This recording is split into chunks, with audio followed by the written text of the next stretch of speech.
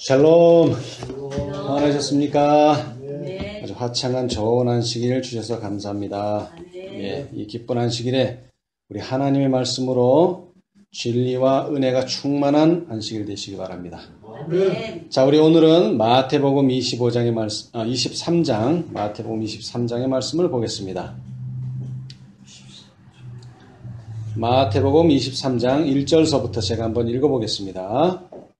이에 예수께서 무리와 제자들에게 말씀하여 가라사대 서기관들과 바리새인들이 모세의 자리에 앉았으니 그러므로 무엇이든지 저희의 말하는 바는 행하고 지키되 저희의 하는 행위는 본받지 말라. 저희는 말만 하고 행치 아니하며 또 무거운 짐을 묻고 사람의 어깨에 지우되 자기는 이것을 한 손가락으로도 움직이려 하지 아니하며 저희 모든 행위를 사람에게 보이고자 하여 하나니 곧 그 차는 경문을 넓게 하며 옷수를 크게 하고 잔치의 상석과 회당의 상자와 시장에서 문안받는 것과 사람에게 랍비라 칭함을 받는 것을 좋아하느니라. 예. 오늘 저는 이제 마태복음 23장을 좀 살펴보고자 하는데요. 예수님께서 유대인들에게 무리들에게 하시는 마지막 교훈의 말씀입니다. 오늘 예수님께서 화요일인데요. 자, 우리 복음 성경을 가지신 분들은 계시록 뒤에 보시면은 부록이 있습니다. 부록 29페이지에 보시면 예수님께서 돌아가시는 그 주, 보통 순환주간이라고 하는데요. 그 주에 어떤 일이 벌어졌는지 상세하게 설명하고 있습니다. 이 사복음서도 마찬가지고 시대소망도 마찬가지인데요. 예수님의 3년 기간은 거의 대략적으로 설명하고 있지만 예수님께서 돌아가시는 그 주간의 사건은 아주 자세하게 묘사되어 있습니다. 그래서 우리 승리의 입성, 예루살렘 성의 입성이 일요일 날 있었는데요. 그리고 나서 베다니로 물러가시고 그 다음에 열매 없는 무화과 나무의 비유, 실제적으로 그 나무를 저주하셨죠. 그 다음에 두 번째 성전을 정결케 하시고 또다시 베다니로 물러가셨어요. 그 다음에 그 다음날 보니까 시들은 무화과 나무를 발견하게 됐고 오늘 화요일 우리는 무엇을 보게 되느냐면 성전에서의 마지막 날. 또 뿐만 아니라 시대의 소망에 보면 성전에서 하신 마지막 가르침이라 라고 말씀하셨습니다. 마지막 가르침입니다. 이제 이 이후로는 예수님께서 유대인들에게 교훈하신 적이 없습니다. 그런데 이 마지막 가르침을 보면요. 하나같이 무엇을 말하고 있느냐? 서기관들과 바리새인들의 잘못이 무엇인지를 지적하고 계십니다. 여러분 계시록 14장에 둘째 천사의 기별이 뭡니까? 무너졌도다 무너졌도다 큰 성 바벨론이여. 아니요, 그거는 18장이고요. 자, 14장은 뭐라고만 얘기합니까? 14장 아주 간단하게 얘기하죠.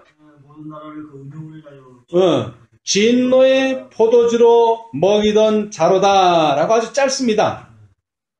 바벨론이 한 일을 아주 짧게 얘기했어요. 그런데 이게 18장으로 넘어가면 어떻게 됩니까?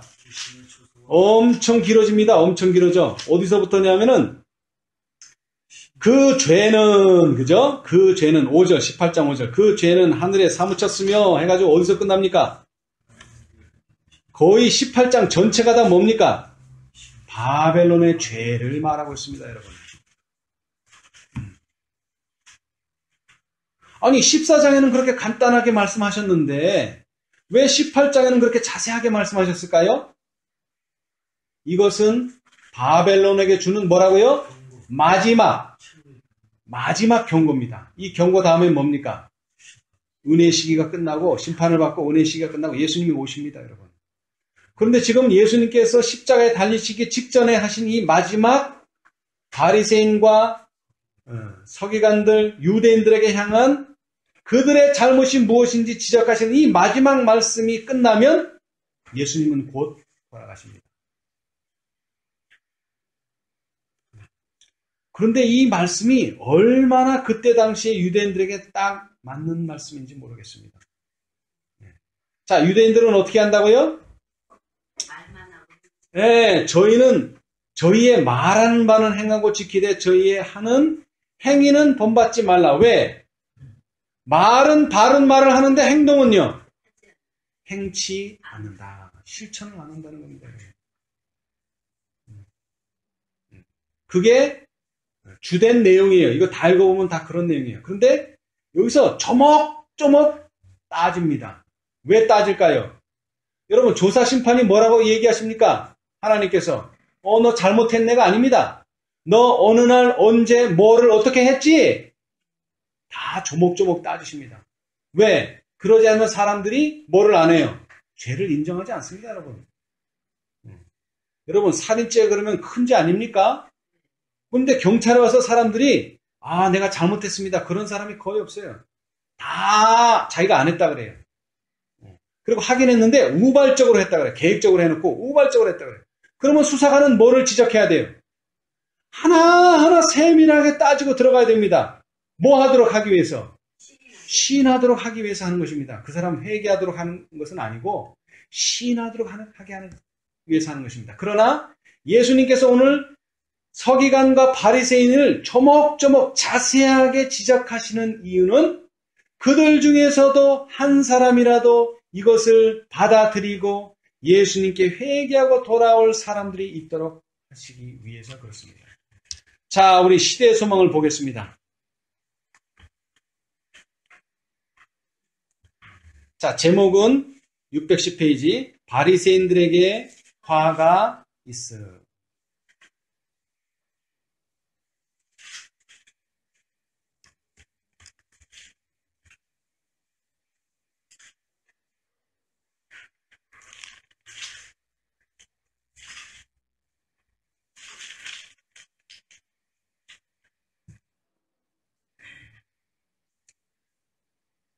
자, 여기 620페이지 보겠습니다.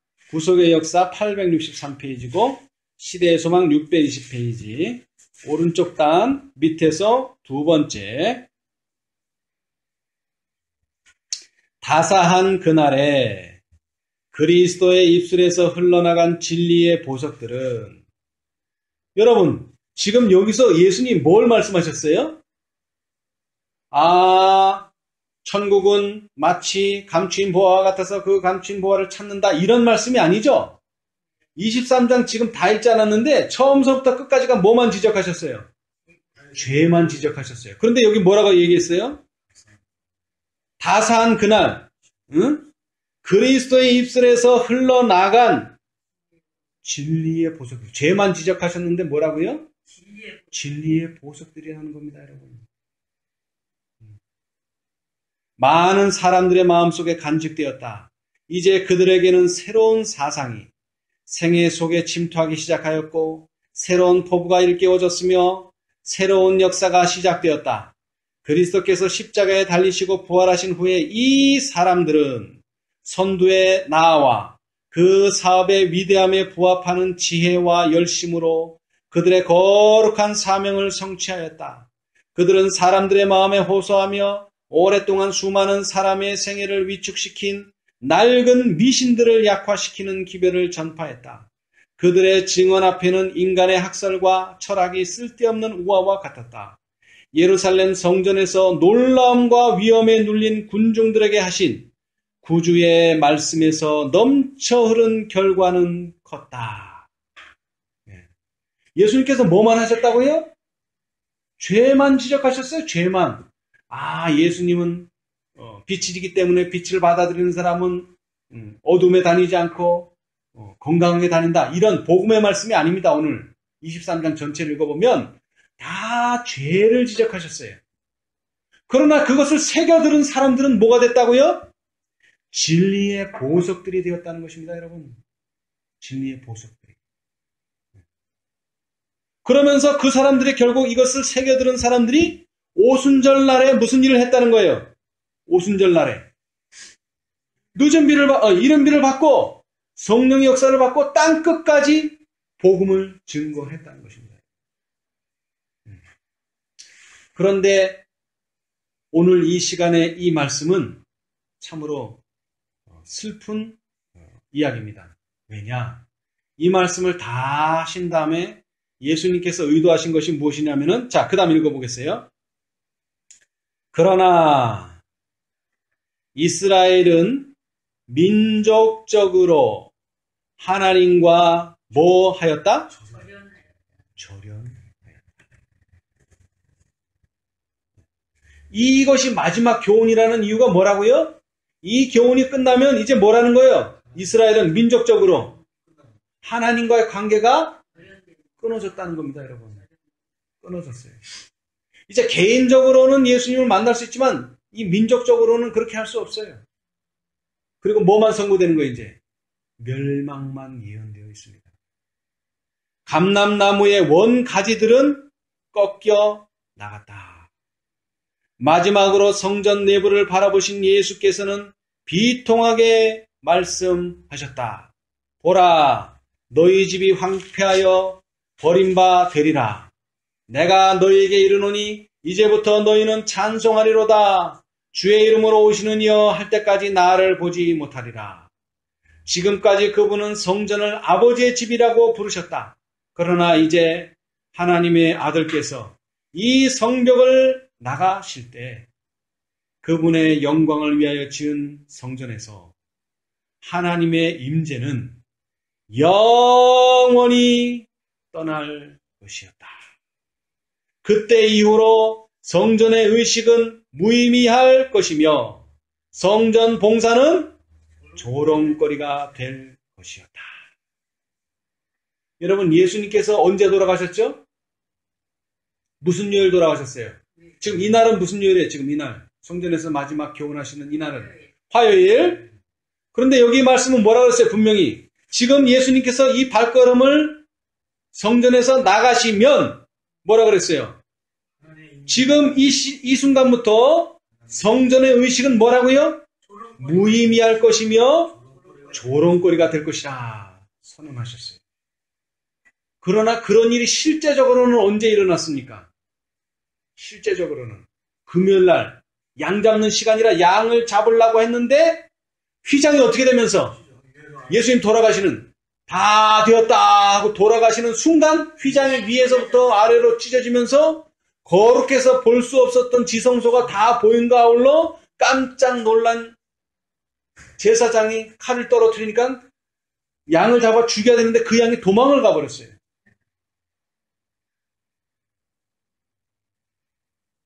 그러나 사실 성전의 봉사가 언제 끝난 겁니까?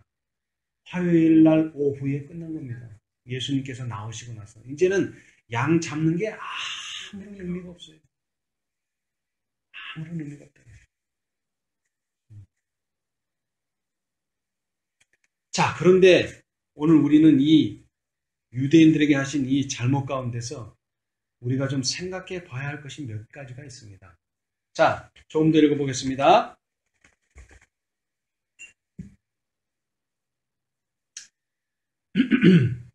그러나 너희는 8절, 23장 8절. 그러나 너희는 랍비라 칭함을 받지 말라. 너희 선생은 하나요 너희는 다 형제니라. 땅에 있는 자를 아비라 하지 말라. 너희 아버지는 하나이시니 곧 하늘에 계신 자신이라. 또한 지도자라 칭함을 받지 말라. 너희 지도자는 하나이니 곧 그리스도니라. 너희 중에 큰 자는 너희를 섬기는 자가 되어야 하리라. 누구든지 자기를 높이는 자는 낮아지고 누구든지 자기를 낮추는 자는 높아지리라. 여러분, 천주교회가 목사님을 뭐라고 부릅니까? 신부. 신의 아버지라는 거죠. 신의 아버지. 여기 뭐라 그랬어요? 땅에 있는 자는 자를 아비라 하지 말라. 이것은 꼭 신부에게만 해당하는 말이 아닙니다. 모든 특별히 천주교에서 사용하는 용어들이요 상당히 참남된 단어들이 많이 있습니다. 그래서 심지어는 어떤 사람들은 목사라는 단어를 쓰지 않습니다. 교회에서 그냥 형제라고만 해요.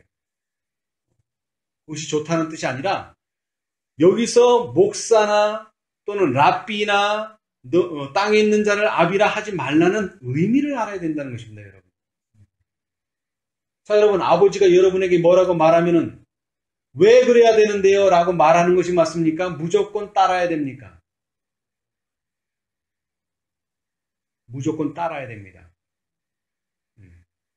내 부모를 공경하라. 근데 그게 무엇과 상충된다면, 하나님과 말씀에 상충된다면 우리가 아버님에게 그 말씀을 고하고 양해를 구해야 되겠지만, 그렇지 않은 것은 내가 손해가 되고 내가 희생이 되더라도 아버지의 말을 존중해 줘야 됩니다. 그런데 그것이 종교에 악용되고 있어요. 목사가 무엇을 강요합니까? 말씀을 강요해요. 말씀의 뜻은 그런 게 아닌데 그대로 믿어라는 거죠. 그것이 오늘날 유대인의 잘못입니다. 성경을 어떻게 해석한다고요? 이 유대인들이 올바르게 해석하면 얼마든지 유대인이 시키고 제사장이 시키고 서기관이 시키는 대로 할 수 있는데 성경의 뜻과 반하는 일들을 자꾸 시킨다는 것입니다. 그래서 유대인들이, 일반 백성들이 뭐를 느껴요? 혼란을 느껴요. 성경을 읽으면 그게 아닌데 제사장 다른 것을 시키는 거죠. 자, 우리 보겠어요. 자, 611페이지, 시대의 소망 611페이지, 구속의 역사 858페이지.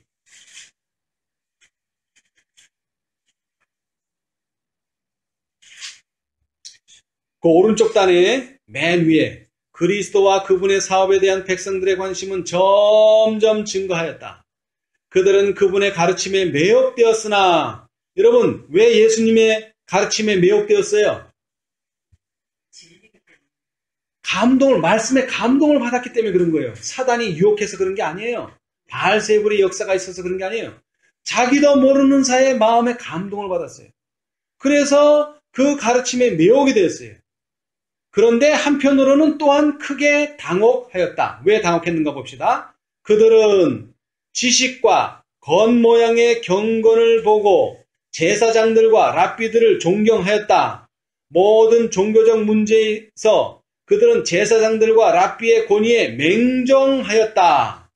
그러나 이제 백성들은 공격을 받을 때마다 덕행과 지식이 더욱 밝히 드러난 교사 예수님을 이 사람들이 불신임하려고 하는 것을 보았다. 그들은 제사장들과 장로들의 비열한 얼굴에서 낭패와 혼란을 보았다. 그들은 그분의 가르침이 매우 쉽고 단순한데도 불구하고 관원들이 예수님을 믿지 않는데 놀랐다. 내가 볼 때는 누구 말이 맞아요? 예수님 말이 100번 맞죠. 그런데 왜 저렇게 지식도 많고 경건하다는 사람들이 왜 예수님을 반대할까? 당황스러운 거예요. 자기도 이해하는데 왜 저 사람들은 이해를 못할까? 백성들은 그들 스스로 어떤 노선을 취해야 할지 알지 못하였다. 백성들은 큰 근심으로 저희가 항상 권면을 따르던 자들의 동정을 살펴보았다. 이게 문제인 거예요, 이제 이게. 여기 좋은 말로 동정이고 뭐를 보는 거예요? 눈치를 보는 거죠. 우리 목사님, 우리 장로님, 우리 교회의 눈치를 보는 거예요. 그리스도께서 말씀하신 비유의 목적은 관원들을 경고하는 것과 배우기를 좋아하는 백성들을 교훈하는 것이었다. 여러분, 이것을 경고로만 받지 마세요. 배우기를 좋아하는 백성들에게 이것은 뭐가 된다고요? 교훈이 됩니다, 여러분. 교훈. 아, 우리는 이렇게 대해서는 안 되는구나. 그러나 더욱더 분명히 말할 필요가 있었다. 자, 잘 들으세요. 유전에 대한 그들의 존경심과 타락한 제사장에 대한 그들의 맹목적 신앙을 통하여 백성들은 뭐가 되었다? 노예가 되었다. 여러분, 출애굽 운동이 뭐하는 운동이에요? 노예에서 해방시켜주는 운동이에요. 자율적으로 하나님을 섬기도록 하는. 재림운동이 뭐하는 운동이에요? 개신교회에 묶여있던 사람들을 진리에서 자유롭게 해주는 운동입니다. 예수님 재림할 수 있도록 해주는 운동이에요. 이 사슬들 그리스도께서는 끊으셔야만 하였다. 그걸 끊으려니까 뭘 지적해야 돼요? 잘못을 명명백백하게 가르쳐 줘야만 합니다. 그렇죠? 네, 그래서 예수님께서는 안타깝지만 죄를 아주 상세하고 자세하게 가르쳐 주셨어요. 자, 그런데 그 죄 중에 하나가 뭡니까? 그 죄 중에 하나가 뭐예요? 보여주는 신앙입니다, 여러분. 보여주는 신앙. 보여주는 신앙이에요. 자, 거기 봅시다.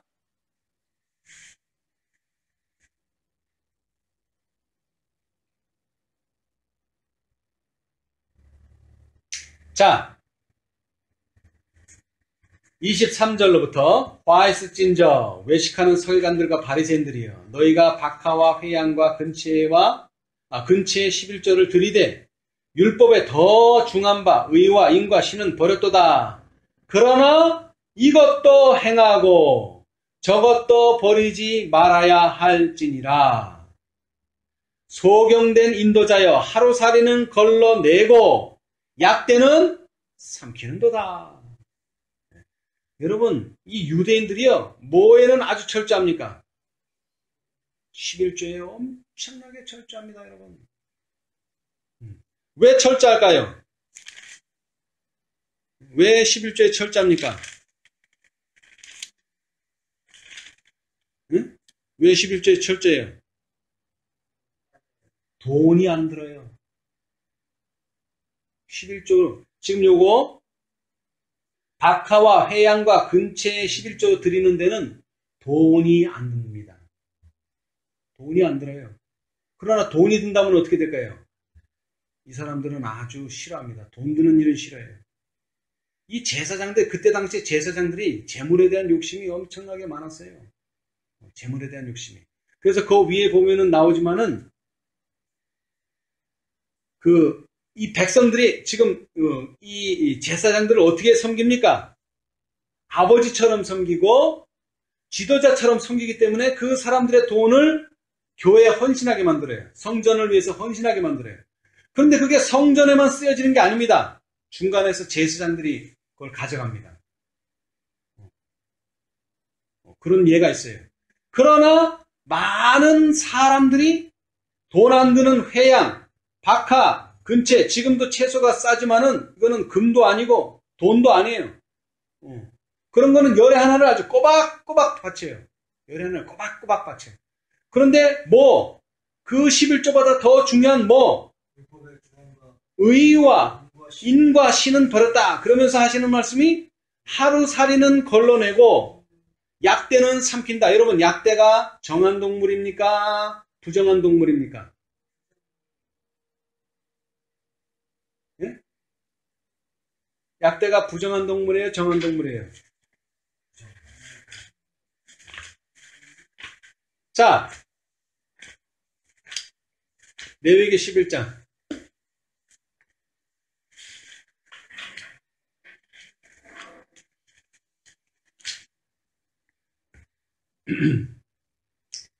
레위기 11장. 자, 3절.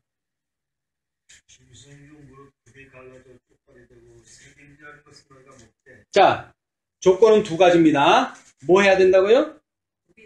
굽이 갈라져 쪽발이 돼야 되고 색임질을 해야 되고 뭐죠 이게? 둘 중에 하나만 하면 돼요? 다 해야 됩니다, 여러분. 자, 그런데 약대는 4절에 색임질하는 것이나 굽이 갈라진 짐승 중에도 너희가 먹지 못할 것은 이러하니 약대는 색임질은 하되 뭐가? 굽이 갈라지지 아니하였으므로 너희에게 부정하다. 근데 부정한 것을 어떻게 한다는 거예요? 유대인들이 날로 삼킨다는 거죠. 부정한 것을. 뭐 때문에? 내 돈에 이익이 되기 때문에. 내 재물에 이익이 되니까. 근데 하루살이는 어때요? 하루살이는 그건 아주 작은 거예요. 그런 건 걸러내지 않아도 크게 문제될 게 없어요. 그런데 그런 것은 자기가 경건한 척 보여주기 위해서 걸러내고 정말로 먹어서는 안 된 약대들은 꿀꺽꿀꺽 삼킨다는 거예요. 그런데 다시 말하지만 이것도 행하고 저것도 버리지 말라. 야, 이 제사장들이 이거 내가 낸 11금을 꿀꺽꿀꺽 하네. 그러니까 내가 11금 못 내겠다. 왜? 내가 내면 분명히 저 사람이 꿀꺽 한다는 거죠. 근데 여기 분명히 뭐라고 얘기했어요? 그러나 이것도 행하고 저것도 버리지 말라. 자, 11조를 그렇게 잘 구별하는 거 좋은 겁니까? 나쁜 겁니까? 좋은 거죠. 그런데 그것만 해서는 안 된다는 거예요. 그것만 하면 안 된다는 거예요. 율법에 더 중요한 게 있다는 거죠. 11조보다 더 중요한 게 그러면 그 중요한 걸 했으니까 11조는 안 내도 되겠네? 천만의 말씀.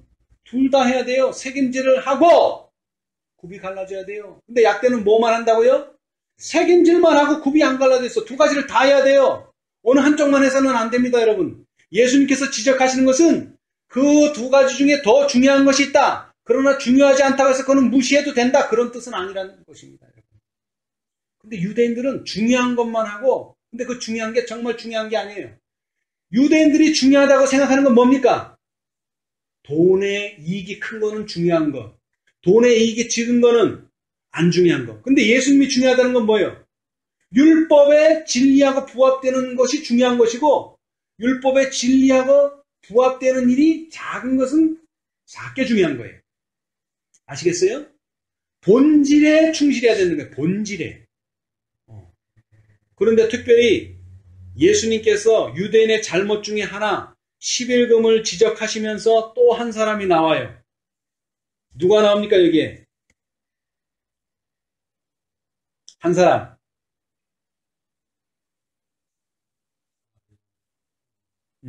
여기 23장에는 계속 뭐만 나오죠? 그들의 잘못만 나오죠, 그죠? 그런데 요 내용을 조금 더 다른 측면에서, 자, 누가복음. 그러니까 예수님께서 전적으로 잘못만 지적하신 건 아니에요. 전적으로. 왜냐하면 누가복음에는 또 다른 말씀이 있기 때문에 그렇습니다. 자, 누가복음 21장.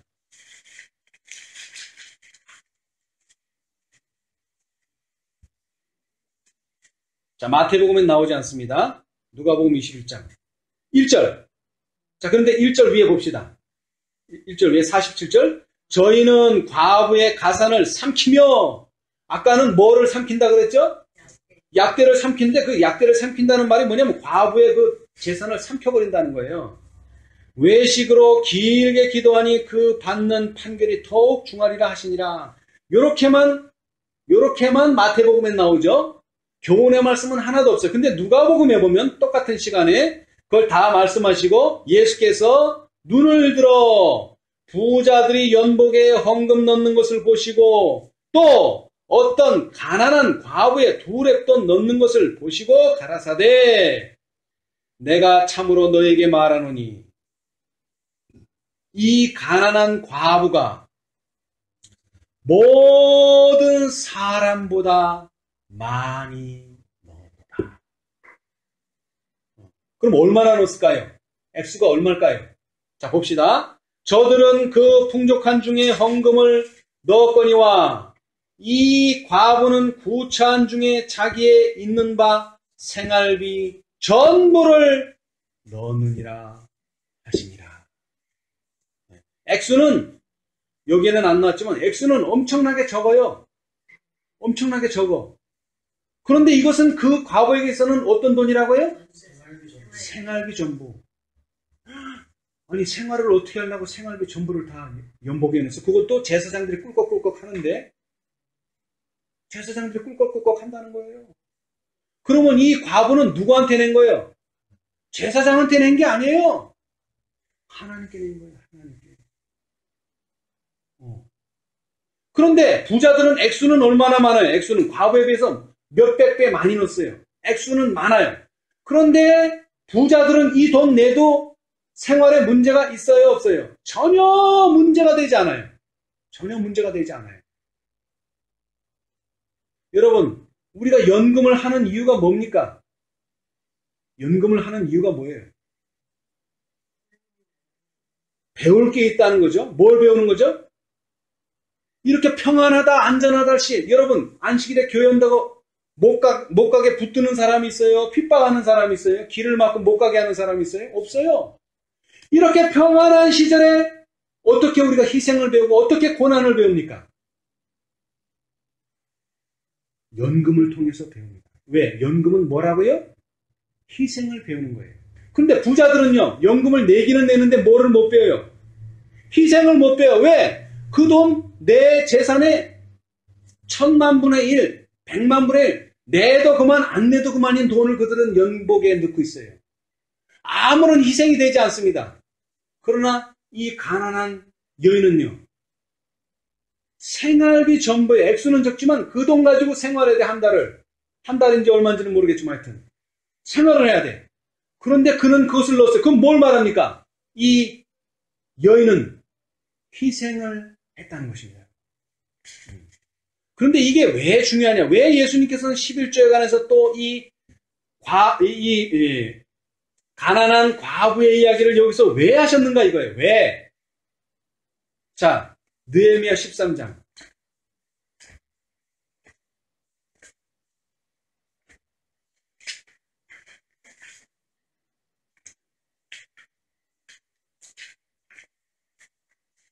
에스라 다음에 느헤미야죠. 그리고 느헤미야 가장 끝장이 13장입니다.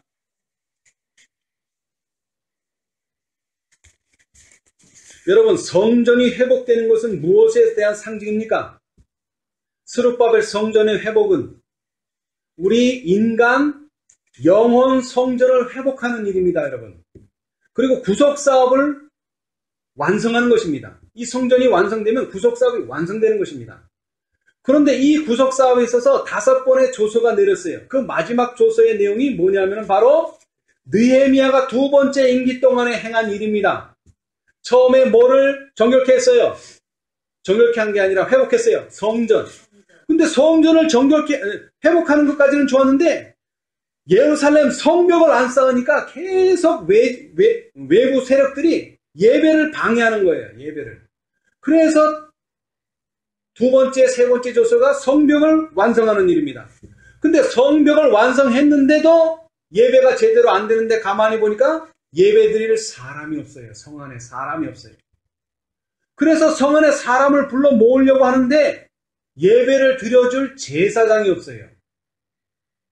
응? 여러분, 이스라엘 백성이 제사는 드리고 싶지만 아브라함 시대처럼 아브라함 본인이 드릴 수 없는 것입니다. 왜? 이때는 분명하게 제사장이라고 하는 직분이 있기 때문에 그렇습니다. 그런데 가만히 보니까 이 느헤미야가 첫 번째 임기 동안에 그 임기를 마치기 전에 그 성전을 관리하도록 제사장들을 임명해놓고 제사장들을 거기 두고 갔어요. 그런데 제사장들이 다 도망가 버렸어요. 왜? 사람들이 11금을 안 내. 그러니까 이 사람들은 먹을 게 없어. 근데 왜 이렇게 됐어요? 왜 이렇게 됐어요, 이 사람들이? 이 사람들은 과거의 출애굽 당시에 한 개의 땅도 받지 못했어요. 이 사람들 땅이 없어요. 재산이 없어요. 이 사람들은. 오로지 뭐에 의해서만 살도록 해놓으셨어요. 11금에 의해서만 살도록 그때서부터 제정됐기 때문에 제사장들은 자기의 재산이 없어요. 그러니까 11금을 내야 되는데 11금을 안 내니까 어떻게 됐어요, 사람들이? 제사장이. 다 굶어 죽게 됐으니까 다 뿔뿔이 흩어져 버렸죠. 베드로가 예수님 말씀을 듣고 있다가 예수님 말씀이 너무 어려우니까 어떻게 했어요? 고기 잡으러 도로 가버렸죠. 마찬가지 경우가 돼버린 거예요. 그래서 거기 보니까 성전에서 도비아를 쫓아내고 그 다음에 한 계획이 뭐예요? 11금을 바로 잡는 일입니다. 내가 또 알아본 즉 레위 사람을 받을 것을 주지 레위 사람들의 받을 것을 주지 아니하였으므로 그 직무를 행하는 레위 사람들과 노래하는 자들이 각각 그 전리로 도망하였기로 내가 그 민장을 꾸짖어 이르기를 하나님의 전이 어찌하여 버림받았느냐 하고 또 레위 사람을 불러 모아 다시 그 처소에 세웠더니 이에 온 유다가 곡식과 새 포도주와 기름의 11조를 가져다가 곳간에 드림으로 내가 제사장 셀레마와 서기관 사독과 레위 사람 부다야로 고지기를 삼고 마따냐의 손자 삭굴의 아들 하난으로 복음을 삼았나니 이는 저희가 충직한 대로 인정됨이라. 그 직분은 형제들에게 분배하는 일이 이었느니라. 내 하나님이여 이 일을 인하여 나를 기억하옵소서. 내 하나님의 전과 그 모든 직무를 위하여 나의 행한 선한 이 일을 도말하지 마옵소서. 그 다음에 한 계획이 뭐냐? 안식일 계획입니다. 이제 그 다음에는 안식일에 예배를 드리기는 하는데 계속 뭐가 왔다 갔다 하고 막 장사도 하고 예배 끝나고 나면은 그런 일을 했었어요. 나를 섬기지 않았어요. 그래서 예배만 드리지. 그래서 그것을 개혁합니다. 안식일 개혁을 해요. 그 다음에 맨 마지막으로는 어떻게 했느냐? 이방인과 관계를 맺은 사람, 이방인의 아내를 맺은 사람을 다 아내를 돌려보내요. 분리가 일어난 겁니다. 그리고 나서 한 게 뭐예요? 스룹바벨 성전이 이제 실제적으로 건물만 완성된 게 아니라 실제적으로 예배를 드릴 수 있는 장소가 된 것입니다. 그렇게 되면 어떻게 되는 거예요? 이제 그렇게 되면은 하나님의 사업은 마치는 거죠. 자, 예수님께서 지금 초림 시대의 마지막으로 유대인들에게 하신 말씀이 뭐예요? 11금에 대한 것이기도 하고 또 뭐라고요? 그들의 신앙 회복을 이야기하셨죠. 이 일이 마치면 어떻게 되는 거예요? 예수님께서 십자가에 달리시는 겁니다. 우리도 마찬가지예요. 지금 우리도 마찬가지예요. 하나님께 드려야 될 모든 의무에 충실해야 되고 안식일을 개혁해야 돼요. 지금 이 정도의 안식일 가지고는 되지 않습니다. 안식일을 거룩한 날로 완전히 구별해야 돼요. 이것이 다 되게 될 때 어떻게 하신다고요? 하나님께서 천사들을 보내셔서 당신의 백성들을 불러 모으신다. 자, 우리 한번 보겠습니다.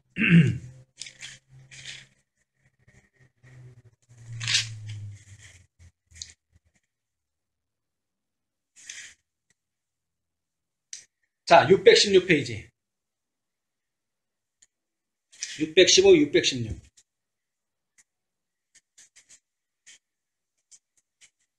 구속역사 862페이지. 왼쪽 단 처음에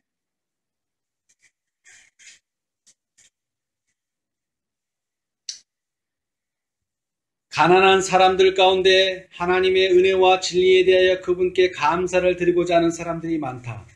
그들은 하나님께 봉사하는 일을 부유한 동포들과 분담하기를 매우 원한다. 이런 영혼들을 거절하지 말 것이다. 그들의 푼돈을 하늘 금고에 넣게 하라. 하나님께 대한 사랑이 충만한 마음으로 바친다면 겉으로는 보잘것없는 적은 금전이 하나님께서 기뻐하고 축복하시는 귀중한 재물, 성별된 예물이 되는 것이다. 예수께서는 과부에 대하여 그녀가 모든 사람보다 많이 넣었도다 라고 말씀하셨는데 이러한 예수님의 말씀은 그 동기에서뿐만 아니라 그녀의 예물의 결과에도 적용되었다. 두렙돈, 헬라 동전의 명칭, 곧 한 고드란트는 부요한 유대인들이 바친 헌납물보다 훨씬 큰 금액을 하나님의 보고에 드린 것이 되었다. 이 적은 예물의 가마는 그 시작은 작으나 각 시대를 통하여 흘러내려오면서 넓어지고 깊어지는 샘물과 시냇물과 같았다. 수천 가지 방법으로 이것은 가난한 자를 구제하고 복음을 전하는 데 공헌하였다. 과부의 자기 희생의 모범은 각 나라에서 각 시대를 통하여 무수한 사람들의 마음에 감명을 주었다. 이것은 부자와 가난한 자의 마음에 호소하였으며 그들의 헌금은 과부의 예물의 가치를 증대시켰다. 과부의 푼돈은 하나님의 축복으로 위대한 결과들의 근원이 되었다.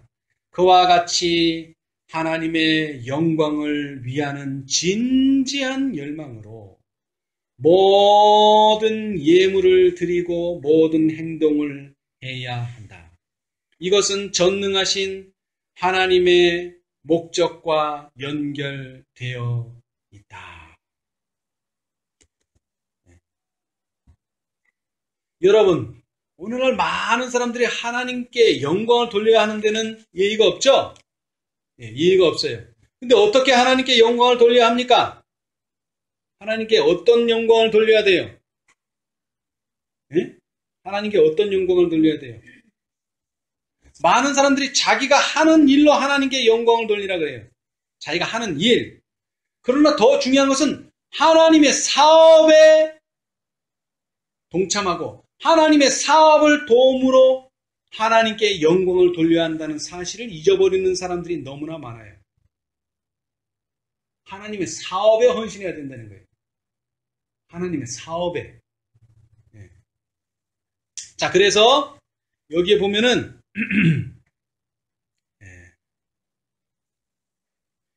자, 우리 시대의 소망 612페이지. 612. 구속역사 859페이지.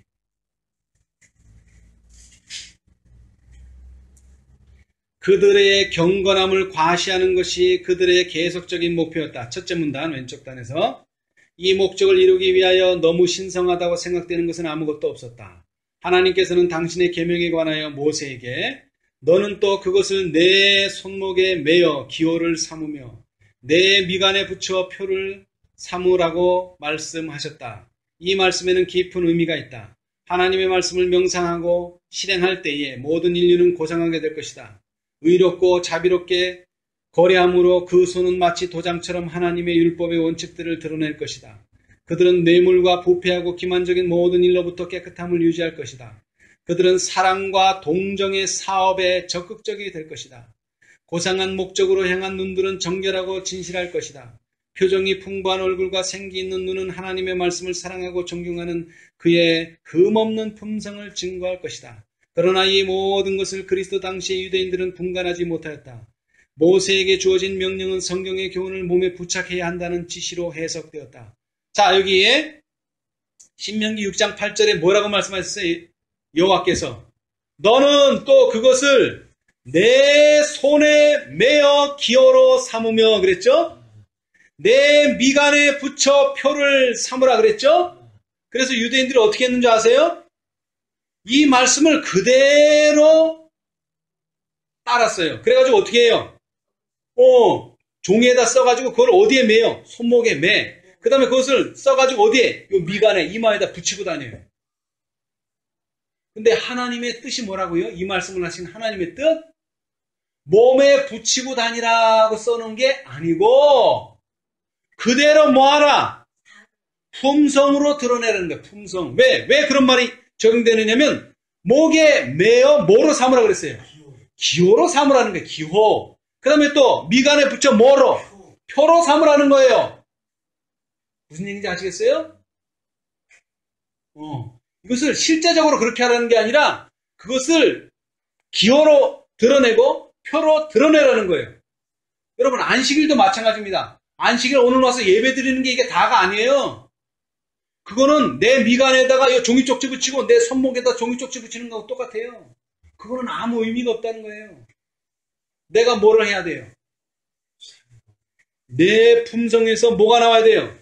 하나님의 말씀의 영광, 하나님의 영광이 내 품성을 통해서 증거가 돼야 된다는 거예요. 그거 안 되면은 뭐라는 거예요? 안식일 백날 지켜봐야 소용없다는 거예요. 유대인처럼 지켜봐야, 재림교인처럼 지켜봐야, 우리처럼 지켜봐야 소용없다는 거예요. 우리도 그런 사람이 되면 안 돼요.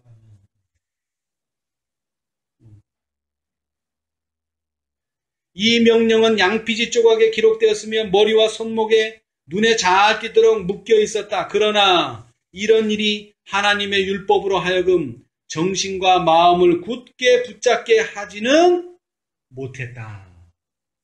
그런 거 종이는 갖다 붙였는데, 양피지에다가 종이는 갖다 붙였는데 마음은 하나님과 합하지 못했다는 거예요. 마음이. 이 양피지는 다만 주목을 끌기 위한 휘장으로 차고 있는 것에 불과했다. 그것들은 착용자들에게 백성들의 존경을 일으키도록 하는 헌신된 모습을 만들어주는 것이라고 생각되었다.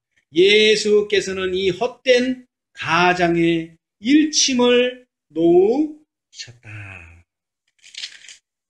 일침을 놓으셨다는 거예요. 그런 외모로 하는 그런 신앙은 우리에게 아무런 뭐가 안 된다는 거예요. 도움이 안 된다는 겁니다.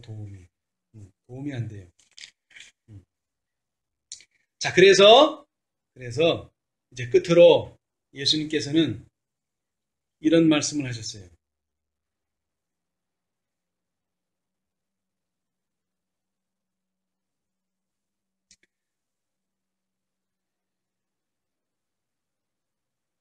자, 시대의 소망 619페이지.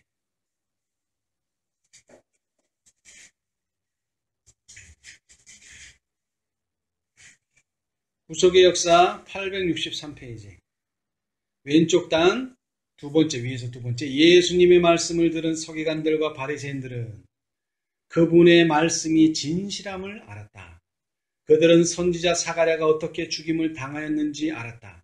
하나님께로부터 오는 경고의 말씀이 선지자 입에 있을 때에 베도한 왕은 사단적인 격분에 사로잡혀 그의 명령으로 선지자는 죽임을 당하였다.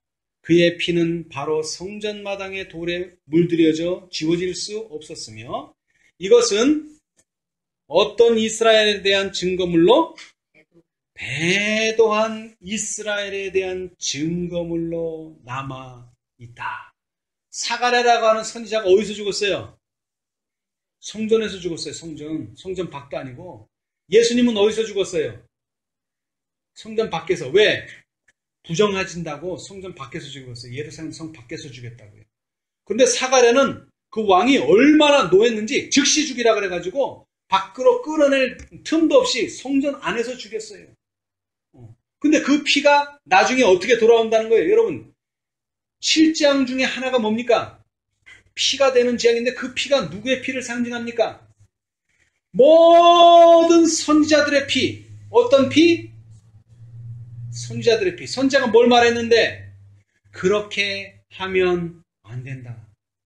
목사님의 피. 목사님이 그렇게 하면 안 된다고 했는데 그 피. 그리고 천사들의 피. 천사들이 첫째 천사, 둘째 천사, 셋째 천사 그렇게 하면 안 된다고 경고했는데 그렇게 한 그 피가 나중에 증언한다는 거예요.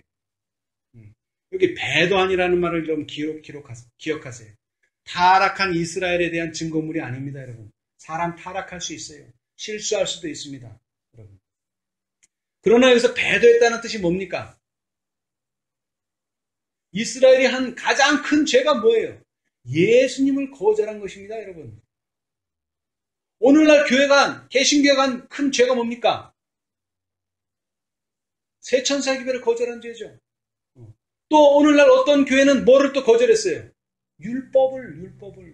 말로는 율법을 높인다고 하면서 실제로는 율법을 거절했어요. 그 죄가 배도한 이스라엘에 대한 죄입니다. 그 죄들이 증거물로 남아있다는 거예요, 여러분.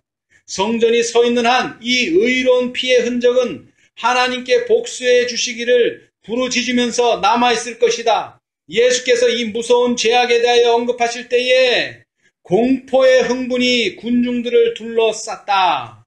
장례를 내다보면서 예수께서는 유대인들이 회개하지 않을 것과 하나님의 종들에 대한 그들의 편협을 과거에 그러했던 것처럼 앞으로도 같을 것이라고 뭐 하셨어요? 선언하셨다. 여러분, 이 선언이 바뀔 수 있습니까? 여러분, 선언했다는 뜻이 뭡니까? 결론이 내졌다는 거예요. 이제는 이건 바뀔 수가 없습니다, 여러분.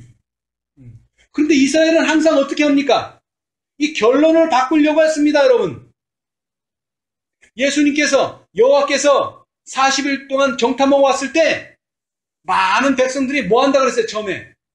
우리는 들어갈 수 없다. 그래서 예수님께서, 여호와께서 뭐라고 맹세하셨어요? 너희는 들어가지 못한다 라고 선언하셨어요. 그랬더니 하룻밤 자고 나더니 사람들의 생각이 어떻게 됐어요? 180도로 바뀌더니 이제는 또 뭐 하자는 거예요, 이제? 들어갈 수 있다는 거, 이제는 또. 여러분, 놀라운 사실 아닙니까? 네? 들어가는 게 하나님의 뜻이냐, 들어가지 않는 게 하나님의 뜻이냐? 하나님의 뜻을 따르는 것이 우리의 사명입니다, 여러분. 들어갈 수 없다 하면은 아멘입니다. 들어갈 수 있다면 아멘입니다, 여러분. 근데 이 사람들은 처음에는 들어갈 수 없다 그래 놓고서는 하루아침에 하룻밤 자고 나니까 생각이 바뀌어서 또 들어갈 수 있다는 거예요. 항상 뭐에 반대합니까? 하나님의 말씀에 반대를 하는 거예요, 이 사람들이. 다른 게 아니라 들어가고 못하고가 문제가 아니라 꼭 하나님의 말씀을 반대한다는 거예요. 하나님 말씀을. 여러분, 오늘 우리는 그런 사람 되면 안 됩니다. 이제 더 이상은 시간이 없습니다. 그거 회개하고 돌이킬 그런 시간 없습니다, 여러분. 여러분, 오늘 예수님께서 우리에게 말씀하십니다. 아, 저거는 유대인한테 하는 말이야. 저건 나한테 하는 말 아니야. 천만의 말씀입니다. 여러분, 모든 것이 다 원래 하나님의 목적대로 돌이켜야 합니다. 그것이 하나님께서 오늘날 우리를 부르신 이유입니다. 회복해야 될 이유입니다. 그런데 그 모든 낱낱의 죄가 마태복음 23장에 특별히 주어져 있어요. 그들은 뭐만 하고요? 말만 하고 실천을 안 합니다, 여러분. 특별히 재물에, 돈에 관계된 일, 자기한테 손해나는 일은 절대로 안 합니다, 여러분. 여러분, 1844년에 그 재림을 기다리던 사람들이 결국에 얻은 게 뭡니까? 하나님의 말씀 따라서 살아서 얻은 게 뭐예요? 재림은 못 만났지만. 하나님의 뜻대로 살려면 뭐 하지 않으면 안 된다? 희생하지 않으면 안 된다는 결론에 도달한 겁니다. 다른 거 없습니다. 그거 깨달은 거예요. 그러면 오늘날 넷째, 다섯째 말할 필요도 없이 오늘날 우리가 또 배워야 될 게 뭡니까? 희생하지 않으면 어린 양이 어디로 인도하시든지 우리도 따라갈 수 없다는 것입니다. 이것은 희생 안 해도 됩니다. 할 게 없어요. 모든 것을 희생해야 됩니다. 왜? 예수님은 하나도 남겨두지 않고 희생하셨기 때문에 우리는 예수님의 모본을 따라야 됩니다. 예수님이 이거는 안 돼, 이거는 희생 안 해도 돼 하신 게 있었습니까? 전혀 없었습니다. 우리도 예수님을 따라야 됩니다. 그것이 오늘 하나님께서 계시록 18장을 깨닫게 하신 이유입니다. 오늘 우리가 감춰두고 쌓아두고 보관해둘 것은 없습니다. 다 내려놓고 예수님 발 앞에 내려놓고 예수님을 위해서 우리 모두 헌신하게 되시기 바랍니다. 그러면 뭐를 만나게 됩니까, 이제? 뭐를 만나게 됩니까? 시련을 만나게 될 것입니다. 시련. 근데 우리는 시련을 만나도 어려울 게 없어요. 왜? 우리가 가진 것을 이미 시련이 오기 전에 뭐 했기 때문에? 다 포기했기 때문에. 그래서 그 시련에 통과한 사람들이 뭘 받게 될 것입니까? 늦은 비를 받게 되겠죠. 그들은 크게 외칠 수 있어요. 하나도 숨길 게 없어요. 왜? 다 하나님께 드렸기 때문에. 우리는 감출 것도 없고 뭐 더 드릴 것도 없어요. 이제 모든 것을 하나님께 드렸습니다. 이제 하나님이 원하시는 대로 우리를 사용하실 수 있습니다. 오늘 예수님께서 마지막으로 우리에게 주시는 교훈입니다. 하나님을 위하여 감춰두고 쌓아두고 보관할 것은 아무것도 없다. 네. 우리는 이제 하나님께 전심전력으로 바쳐서 오늘 하나님께서 우리에게 하시고자 하시는 일, 성전 건축을 완성하는 일입니다. 스룹바벨 성전을 완성하고 특별히 내 몸된 성전을 하나님의 뜻대로 회복하는 것입니다. 우리 모두 이 놀라운 초청을 받아들이시고 믿음으로 이 일에 동참하시는 저와 여러분 되시기를 간절히 바라면서 말씀 마치겠습니다. 감사합니다.